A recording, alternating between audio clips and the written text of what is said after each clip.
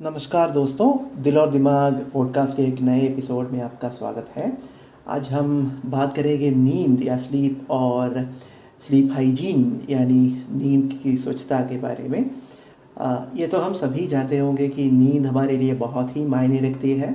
अच्छे नींद के बिना हम अपने कामकाज अच्छे से नहीं कर सकते। फिर भी हो जाता है कि हम सब या बहुत सारे लोग अच्छे से सो नहीं पाते। तो हम ये देखते हैं कि नींद क्यों इम्पोर्टेंट होती है और हम अपने नींद को अच्छा करने के लिए क्या क्या कर सकते हैं। तो नींद के बारे में 3 या 4 बहुत इम्पोर्टेंट थियरीज लाए गए हैं और हमने अब तक साइंस ने कोई फाइनल जवाब भी नहीं दिया है कि नींद क्यों होती है।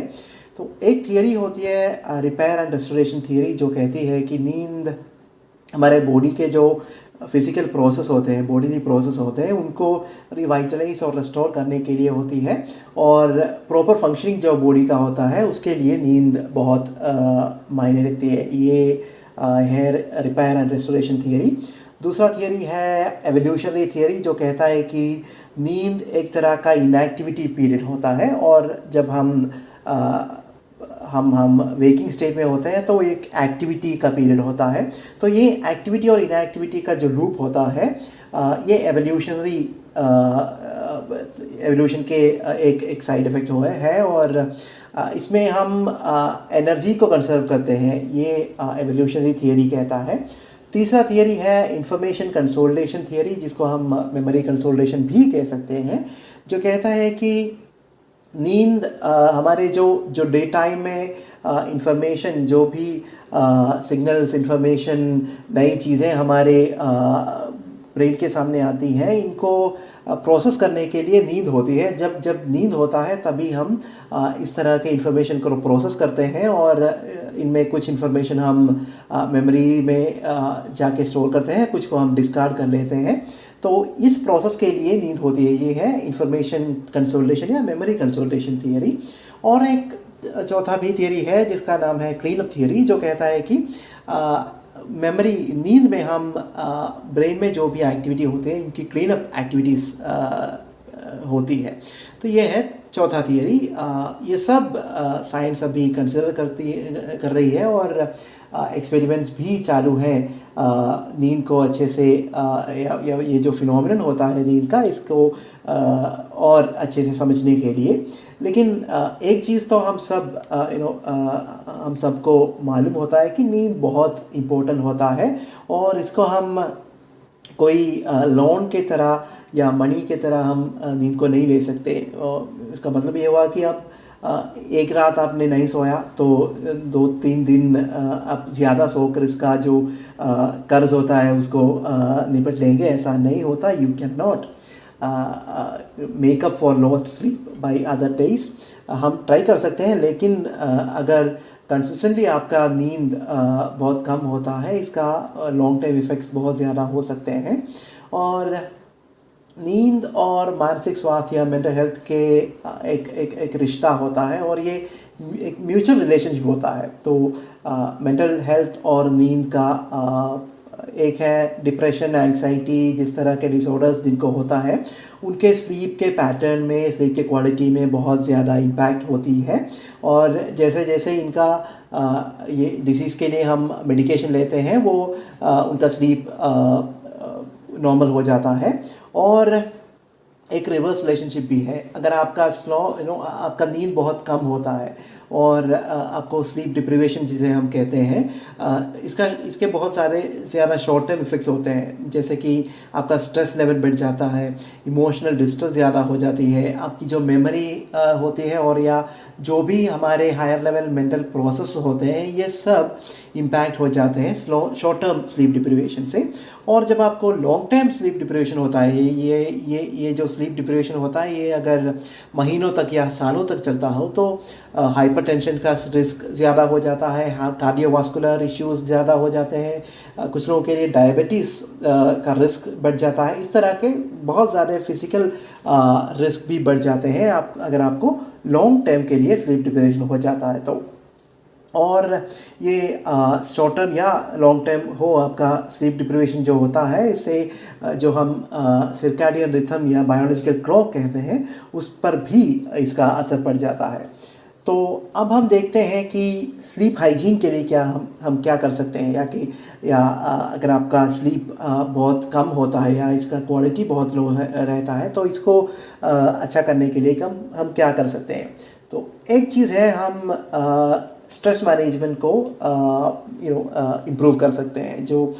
जैसे कि हमने कहा, जो स्ट्रेस हो जाता है, स्ट्रेस और नींद के क्वालिटी में बहुत डायरेक्ट रिलेशनशिप होता है। तो स्ट्रेस तो एसेंशियल है, हम कोई भी स्ट्रेस के बिना जी नहीं सकता, लेकिन हमारे जो स्ट्रेस है उसको हम जिस तरह से हैंडल करते हैं, हम इसको स्ट्रेस मैनेजमेंट कहते हैं। स्ट्रेस मैनेजमेंट एक ऐसा स्किल है जो हमारे नींद को नींद का क्वालिटी है जिसको बढ़ा सकता है। दूसरा है स्लीप शेड्यूल, जो कि इसका मतलब ये हुआ कि हम कितने घंटे सोते हैं। तो जनरली हम सबको 6 या 8 घंटे की नींद बहुत मिनिमम आवश्यक होती है, और कुछ लोगों के लिए शायद 5 या 6 भी इनफ होगा। कुछ लोगों के लिए एटलीस्ट 8 घंटों की नींद इम्पोर्टेंट होती है। तो हमें ही ये पता करना पड़ता है कि कितना हमें मिनिमम नींद चाहिए, और ये भी इम्पोर्टेंट है कि हम इसको कंसिस्टेंटली जितना भी हमारा मिनिमम रिक्वायरमेंट है उसमें हम रहें। और दूसरा है कि आप एक स्लीप शेड्यूल में आप सोने की टाइम और जागने की टाइम को कंसिस्टेंट रखें। कभी कभी वीकेंड या जब हम ट्रैवल होते हैं या फिर टूर में होते हैं, इसका डिस्ट्रप्शन हो जाता है, लेकिन जो हमारा डेली रूटीन लाइफ है उसमें हम इसको कंसिस्टेंट रखने की जितना भी कोशिश करें उतना अच्छा है। तो अगर आपका रेगुलर बेड टाइम 9 हो तो you try to make it at least majority portion of the year हम इसको ये 9 ही रखें। और आपका जागने का टाइम आपका अगर 6 हो तो उस 6 को बरकरार रखें, या फिर आप 7 बजे उठते हो तो उसको बरकरार रखें। तो वो कंसिस्टेंसी है, वो बहुत ही इम्पोर्टेंट होता है। तो अनदर इम्पोर्टेंट पॉइंट यह था कि हमें एक नाइटली रूटीन का फॉलो करना पड़ता है। कि ये नाइटली रूटीन जो भी हो, ये एक एक्टिविटी है जो हमें अच्छे से नींद मिलने में हमें हेल्प करे। फॉर एग्ज़ाम्पल, कुछ लोगों के लिए stretching exercises, light stretching exercise होते हैं। कुछ लोगों के लिए म्यूज़िक होता है, कुछ लोगों के लिए कुछ लिखना या पढ़ना होता है। जो भी आपको अच्छे नींद में सहायक हो, उस तरह का एक नाइटली रूटीन आप जिसको एक्सपेरिमेंट करें, और जो भी आपको हेल्पफुल हो उसको रखें। और another thing is about environment. जो भी हमारा जहाँ पे हम सोते हैं वहाँ का जो माहौल है उसको उसके लिए हम कुछ ज़्यादा ध्यान दें। जैसे कि कभी भी अपने बेड को ऑफिस या टेबल या वार्डरोब की तरह यूज़ ना करें। जो भी हम जहाँ भी सोते हैं, बेड हो सकता है या फिर चारपाई हो सकता है, जहाँ भी हो उसको स्लीपिंग या नींद और सेक्स के लिए ही यूज़ करें। If you are sexually active, ना कि इसको कोई ऑफिस रूम या वार्डरोब की तरह यूज़ ना करें। It can also have an impact on जितना हमारा स्लीप का क्वालिटी है उसमें बहुत मायने रखता है। Another thing is physical activity, exercise या फिज़िकल एक्टिविटी जो मिलता है ड्यूरिंग डे टाइम, वो उसको कंसिस्टेंटली रखें। बिकॉज फिज़िकल एक्टिविटी जब हम करते हैं तो एंडोर्फिन्स ज़्यादा होती हैं। ये एंडोर्फिन ही हमारे स्लीप की क्वालिटी में शायद हेल्प कर सकते हैं, और अच्छे से नींद भी आ जाती है। और अगर आपको डे टाइम नैप्स, जो हम डे टाइम में सोते हैं, उसको अगर आप अवॉइड करें बहुत अच्छा है। अगर आप अवॉइड नहीं कर सकते तो keep it to maximum of 30 minutes. 30 minute से ज़्यादा ये जो डे टाइम स्लीप होता है उसको ना रखें। और सोने से शायद कुछ 4 या 3 घंटे के जो इंटरवल है उसमें हम कैफ़ीन या शुगर इंटेक को मिनिमम रखें। अगर अवॉइड कर सकते हैं बहुत अच्छा है। तो जो भी हो caffeine, coffee, T, smoking, Cola, soft drink, जो भी हम कैफ़ीन एंड शुगर इंटेक होता है उसको मिनिमल रखें तो बहुत अच्छा है। और बहुत ही इंपॉर्टेंट चीज़ है स्क्रीन एक्सपोजर। जो भी हमारा मोबाइल स्क्रीन हो, लैपटॉप स्क्रीन हो, कंप्यूटर स्क्रीन हो, एडवांस्ड पीसी, टीवी हो, जो भी हो, एटलीस्ट 2 घंटे तक सोने के पहले के 2 घंटे तक इस तरह के स्क्रीन का एक्सपोजर हम अगर मिनिमल रख सकते हैं बहुत अच्छा है। अगर 2 घंटे नहीं हो सकता तो एटलीस्ट 1 घंटे तक जो भी स्क्रीन एक्सपोजर है उसको मिनिमल रखें। If you are able, do not get screen exposure for at least 1 hour before sleep. Another thing is जो इंटरवल होता है हमारा डिनर और स्लीप, नींद के बीच का जो इंटरवल होता है उसको कम से कम 3 घंटे या 2 घंटे का रखें। डिनर लेके स्ट्रेट आप सोने की कोशिश ना करें। ये बहुत स्लीप के लिए बहुत ही इम्पोर्टेंट है कि आप 2 घंटे या 3 घंटे का एक इंटरवल रखें स्लीप और डिनर के बीच में। और कुछ ऐसी चीज़ें हैं जो हम एक्सपेरिमेंट कर सकते हैं जो हमें अच्छे नींद के लिए सहायता करते हैं। एक है इमेजरी, जो अब हम कोई मेमोरी से या आपकी इमेजिनेशन में कोई भी ऐसी इमेजरी हो जो आपको प्लेजेंट कर सके, जो आपको हैप्पीनेस दे सके, उस तरह के इमेजरी को इमेजिन करें।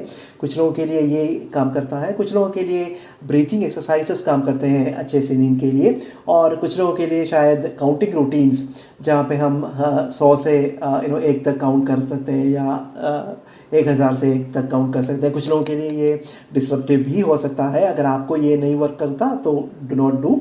कुछ लोगों के लिए ये काउंटिंग रूटीन भी काम करता है। तो ये सब ऐसी चीज़ें हैं जो हम अपने स्लीप हाइजीन के लिए, अपने स्लीप का जो क्वांटिटी और क्वालिटी है इसको बढ़ाने के लिए हम कर सकते हैं, हम ट्राई कर सकते हैं। जैसे कि मैंने कहा कुछ टेक्निक्स सबके लिए काम नहीं करते होंगे। कुछ टेक्निक्स ऐसे होते होंगे जो आपके लिए बहुत फ़ायदेमंद होंगे।